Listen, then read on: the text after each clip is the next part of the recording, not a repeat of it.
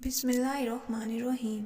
नेक औरत अगर शादीशुदा है तो जन्नत में अपने जन्नती शौहर के साथ रहेगी और शौहर को मिलने वाली हूरों की सरदार होगी और अल्लाह तबारक ताला इस औरत को इन सब से हसीन व जमील बनाएगा और वो मियाँ बीवी आपस में टूट कर मोहब्बत करने वाले होंगे। और अगर दुनिया में औरत के मुतादिद शौहर हों, यानी औरत ने अपने शौहर के इंतकाल या इसके तलाक देने के बाद दूसरी शादी की, यानी इस औरत ने 2 या इससे ज़्यादा शादियाँ की हों, तो वो जन्नत में अपने किसी शौहर के साथ रहेगी। इस बारे में मुख्तलिफ रवायात और अक़वाल हैं कि ऐसी औरत को इख्तियार दिया जाएगा कि जिसके साथ इसकी ज़्यादा मुवाफ़क़त हो इसको इख्तियार करे, या वो औरत आखिरी शौहर के साथ रहेगी।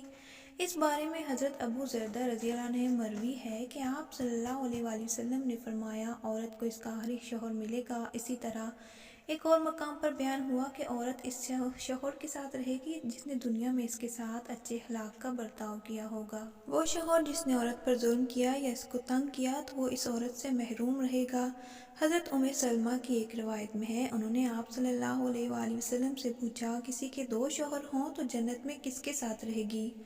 तो आप सल्लल्लाहु अलैहि वसल्लम ने फरमाया, इसे इख्तियार दिया जाएगा कि वो किसी भी शौहर के साथ रह सकती है, और फरमाया जिसने दुनिया में इसके साथ अच्छे अखलाक का बर्ताव किया वही इसका जन्नत में शौहर होगा।